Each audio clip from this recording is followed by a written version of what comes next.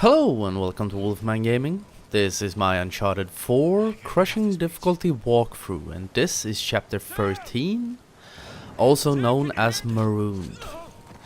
And this chapter was supposed to go up yesterday, and it didn't because I decided to re-record the big fight in this chapter. Because I've talked a lot about it in this walkthrough, and it is a really hard fight. Or at least so I thought, because when I watched this video yesterday, before narrating it, I realized a few things. One, that the strategy I used for the fight was absolute shit. And also, I came up with a better way to do it.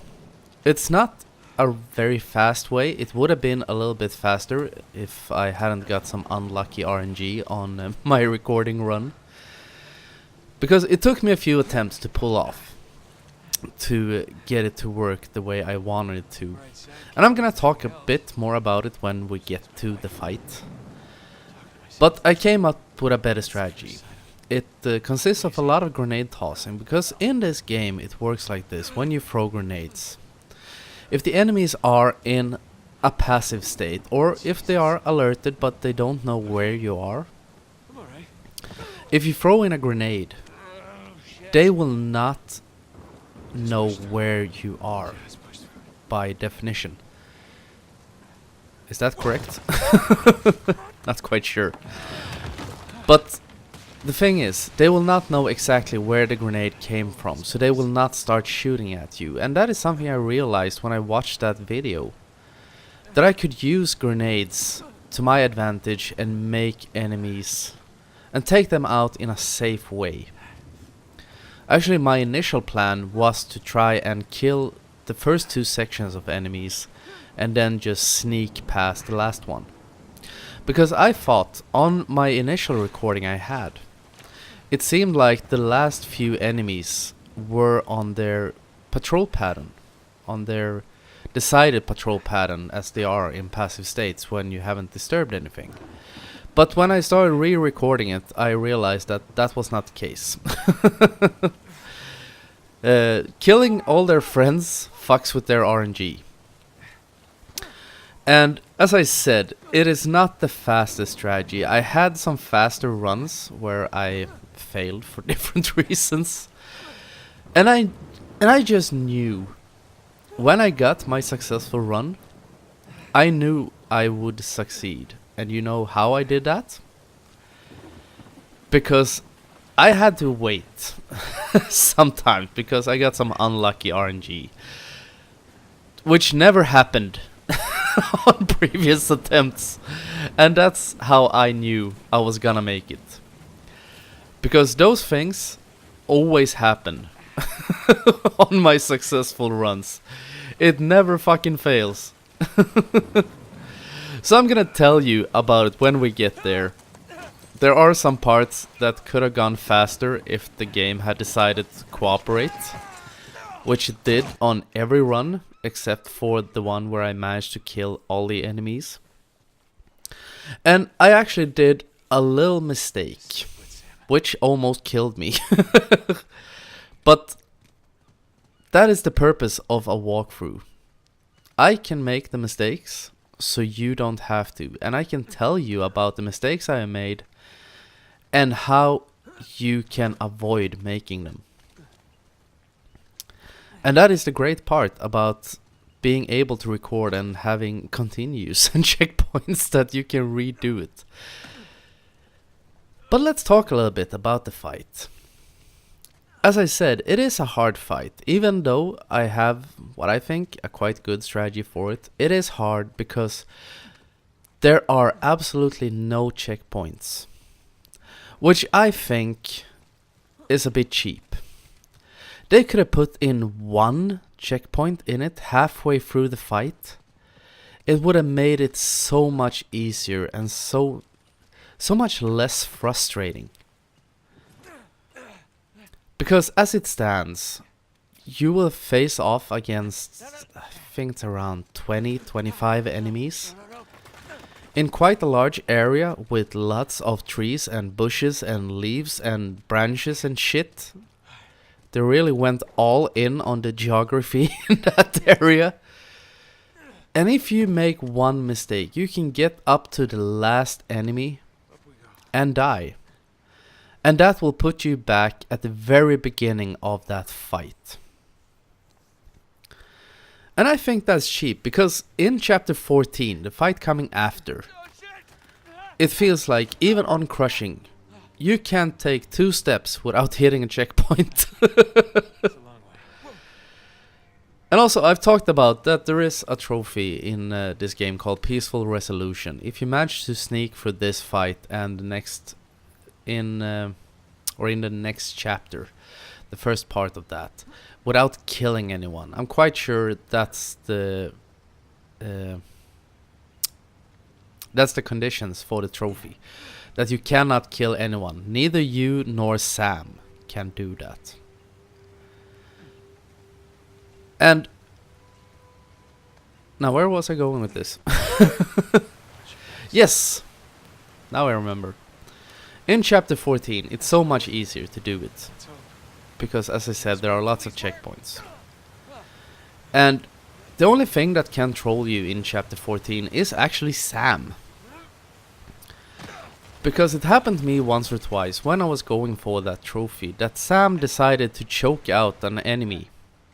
Because sometimes he does that, even though you don't want him to. Because when you're in sneak mode, usually your AI companion will not kill anyone. But it happens at times. But since I'm going full on postal in this chapter, it doesn't really matter, because I will negate trophy either way. And I've talked about that previously as well, that if you want to go for that, I recommend doing it on Explorer. Because enemies on Explorer are usually more or less blind and deaf. And now I've run in some trouble. I wasn't quite sure where I was going here. I'm supposed to go to my left. And hopefully I'm gonna realize that soon, yes. And this part, actually, when I started re-recording yesterday, I ran into the same problem with this chapter. I don't know what it is, but something about that room that I'm just in right now just throws me off. It may have been the fact that I was suffering from a minor case of extreme hangover yesterday, because I went out drinking with some friends on Saturday. Had a really great time, but when you're 35, you can have a great Saturday night, drinking, having fun, but the day after, oh my god, you have to pay the consequences. So it would also have been quite hard to narrate this yesterday, because my brain was so bashed and battered. And if you've ever been out and you've passed 30, you know exactly what I mean. And now we will also get a new little tool. I think it's called the rail spike or something like that. It is not a rail spike, but it looks kind of like it. It's called a ring bolt or something like that, and it's gonna help you climb. This is also a feature that was featured in The Lost Legacy. It makes you being able to climb these more, what should you call it, gravelly mountainsides. And it's a real fun mechanic, even though it does sometimes make the climbing a bit more frustrating, because sometimes when you jump up to a grip, he doesn't grab it because he wants to use that fucking spike. So be aware of that, and you push it in by pressing square, so you don't fall to your death. But here we are coming up to the big fight. The one moment we have been waiting for in this chapter, at least. One of the first really hard fights of this game. Not the first, because I think the one there in Avery's grave, or whatever it was, is really hard as well. But we're gonna be a bit effective here in the beginning. The first thing you want to do is go over here and jump up and be very fast about this, because we're gonna intercept this soldier. So as soon as he gets close to the edge, we're gonna pull him off and steal his weapon, and then we're gonna go for these two guys. Keep an eye on that guy in the background, wait until he turns away. Then we can stealth kill both of these guys. And now we're gonna circle around this big rock. This big rock is your best friend in this chapter, because we're gonna reach this high grass about the same moment that he sees the bodies. And he can do a number of different things. Either he will jump over and try to examine the bodies. Sometimes he will jump down, and sometimes he will just fuck off in another direction. If he jumps down, I jump down and just kill him and take out his friend. Sometimes he and his friend gang up together. Adapt to the situation. You shouldn't be in too much trouble. But after that happens, things are gonna start kicking off, and I like to run over to this edge and hang of it. Because sometimes two of these enemies will come over here, and you can shoot one of them and then pull off the other one. I did not get so lucky on this recording, so instead I have to go up, and I'm gonna wait for that guy to move over onto the log. Because when he's walking on the log, he can't do anything. So I can just shoot him, take pot shots. There's nothing he can do about it. He can't jump off, he can't fire. He's locked in an animation where he's walking on that log. So that is a great moment to take him out. And now we're gonna defend this position, because no more enemies will rush you over here. They will move over to that little cliffside where I'm aiming right now, and they will make their stand there. And that is where this log becomes so great, because you can move in behind it, let your health regain while they're trying desperately to fire at you. And also what's so great about it, if they try to throw grenades, they will not be able to do it, or they will be able to throw grenades, but you have a lot of open area to hide behind. And also a great part about standing behind this big rock and staying a bit back, because there is a little platform down on the right where those two guys came up from. If enemies move over there, they will be much more they will try to throw a lot more grenades. They will be a lot more prone to throw grenades. But that takes out the first part of this area. And we're gonna move into the second section. Here I make a little mistake actually. So I do two mistakes in this video. Because two enemies will come walking in from that little archway. You see them right there. And there are two ways to approach this.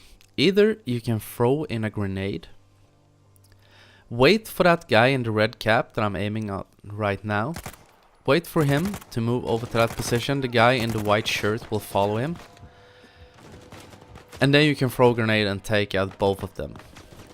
I didn't do that because I wanted to save my grenades, because we're gonna use the grenades is what's gonna get us through the last part of this big fight.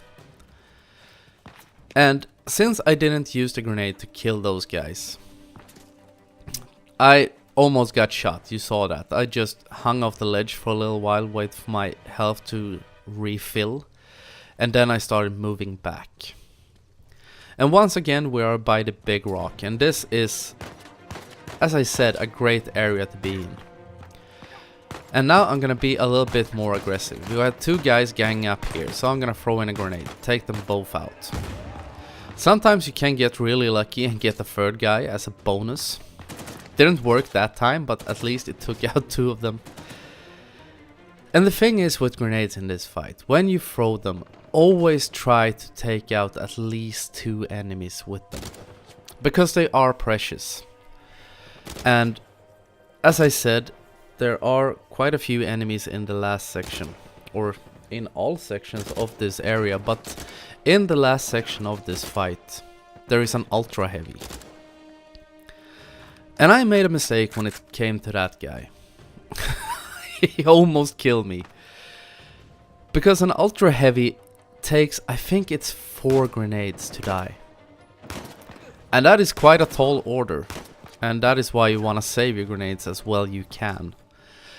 But the mistake I did was that in that area there is a guy with a grenade launcher at China Lake. And if I had picked that up, I could have just pulverized that ultra heavy, because I could have thrown in a few grenades, soften him up, and then I could have just used the China Lake to end the job, basically. But I didn't do that, and that is a mistake on my part. I'm gonna show you where it happens, when it happens. But now we have cleared most of this area. We've cleared the first 2 sections. Now there is a small section left with 3 enemies, and then we can go into the last part of this fight. And that is by far, in my opinion, the hardest. Because in the beginning, here you have that big rock formation. You can use enemy, or you can make enemies come to you. It's very easy. But now we're gonna be a bit more reliant on our grenades and the fact that enemies doesn't know or don't know where they come from. So I'm gonna swing around this way. Because by that archway where 2 enemies came out, where I said you could throw a grenade, there are 3 enemies there. And this is also one of those times where the RNG decided to fuck me over. Because usually up on top of that rock formation there is 1 guy patrolling, and 2 guys will move over to that little rock couch bench thing, was what I was gonna say. And they will do it quite quickly, so you can just throw in a grenade and kill both of them. But of course, since this was my successful run, that didn't happen. Or it does sort of happen. But usually they are dead by now. And that last guy, he will, most of the time when you take out those 2, he will jump down, he will start patrolling, and then he will go back up on that rock. And what you want to do when he does that is go around, jump over to that side, and go over to the left and just pull him off. Don't go to the right where he's standing right now. Instead go to the left, because then you will be hidden from all the remaining enemies. And here, actually this is me getting a bit lucky, because I was so focused on him, so I didn't notice that I had walked out of the tall grass. But it worked beautifully, because I throw in a grenade and I kill him. Even though I said you should never throw grenades unless you are absolutely sure that you will take out 2 enemies. This actually worked great, because it was the only way I could get those 2 guys to move into the position where I want them. So I throw in another grenade, keeps me hidden from all the remaining enemies, and it takes out both of them. And that is something that's a bit weird, because they have some kind of echolocating hearing in this game. Because I throw in a grenade and no one's the wiser. I fire 1 single bullet and everyone knows exactly where you are at all times. Really amazing. But now I'm gonna pick up another grenade. So now I have 4 going into the last part. With the ultra heavy. In this last area we have an ultra heavy. We have a guy with a China Lake. We have a sniper. And 4 or 5 regular enemies, I think. So this, if shit goes wrong, you will be in a heap of trouble. But luckily, with this strategy, you shouldn't have too much trouble. And of course, once again, I got some unlucky AI when I did this. It starts off great. Here we have both the grenade launcher guy and the sniper guy. The sniper guy is always standing up there with his sniper rifle. So I throw in my first grenade. Takes out both of them. Beautiful. And what usually happens when you have thrown in that grenade, which of course didn't happen on my recording run, is the fact that no one noticed it. Because most of the time, all the enemies will move up to that platform. And you can throw in another grenade and take out 3 at once. And that will move this part along a lot faster. But things never happen the way you want them to when they are supposed to. So I start improvising a little bit. I'm trying to get the enemies to gang up together. And he got... Wasn't that the luckiest fucking asshole ever? I threw a grenade, it was supposed to land right next to his feet, but no. It misses. Or it hits him and rolls off the edge. That is also one of those things that only happens when you're recording. Never fails.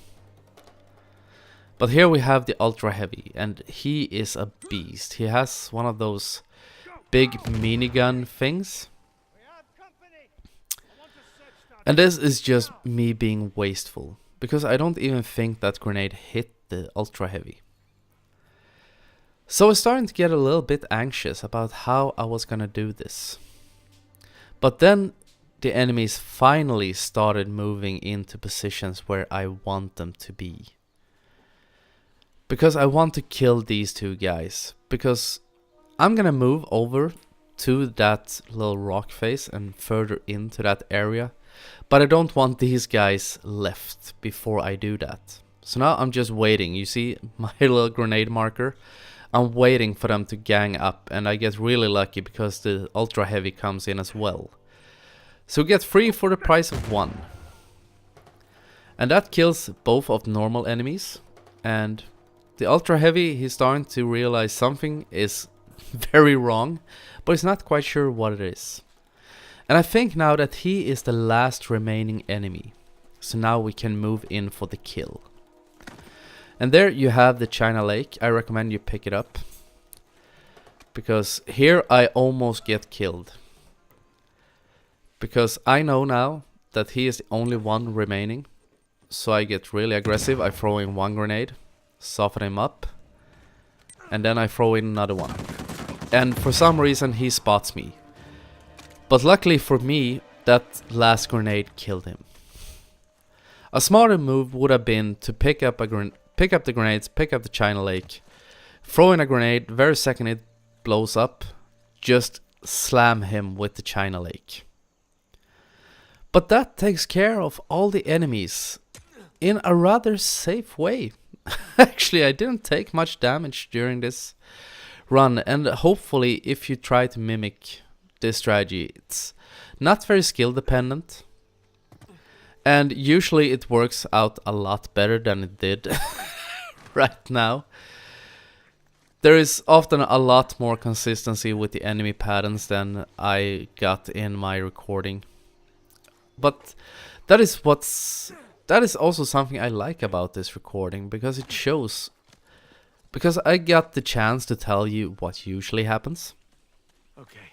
And since it didn't happen to me, I could show you also how to adapt to the situation when shit goes wrong. And now all that remains, actually, of this chapter is that we are gonna do some platforming and we're gonna reunite with Sam. And in the next chapter is also, as I said, a large stealth section. And what I like about that is, in that section, even on crushing, stealthing actually fucking works. And if you run into problems, there are at least checkpoints so you can reset, and most of the checkpoints are actually really good in that chapter. I like that chapter a lot. And when I recorded, on my first few attempts, I was so frustrated after being through all the troubles I've had with chapter 13. I tried going in aggressively and just started mowing enemies down, and that didn't work. Didn't work at all, actually. Sooner or later I always got killed by usually grenades, because they are also big fans of lobbing them at you. But then I suddenly remembered my stealth strategy to go for, and it worked beautifully, and yeah, it worked beautifully was what I was gonna say. Sneaking through this area, or sneaking through, we are traversing this area, and this layout can be very confusing. I got a little bit lucky, actually, because all the areas look the same. I think I get a little bit lost trying to go through. But at least there are no enemies here, so you can feel free to explore this as best you can. See if you can find any collectibles if you enjoy that. He's behind you, Nate. Some honest to God masonry in here. This is one of those things I wish I could edit out, or maybe I should have re-recorded this, because I saw Sam sitting in that window, but instead I decided to go into the cellar, and I have no idea why. Ah, there is a collectible. We have one. Come on, Nate. Move up.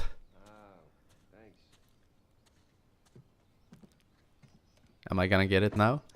It's quite amazing sometimes when you look at these videos. I see Sam right there. I saw him the first time I came in. And I don't know why I didn't go up there. But anyway, we are getting very close to the end of this video. So I'm gonna leave you right now, and I hope you have enjoyed it, and I hope that it will help you, and that the strategy I did for this will be, I know it is a lot better than the first strategy I did, at least. But we have reached Libertalia, and I want to thank you very much for watching, and I will see you again in my next video. So until next time, this is the Wolfman signing off.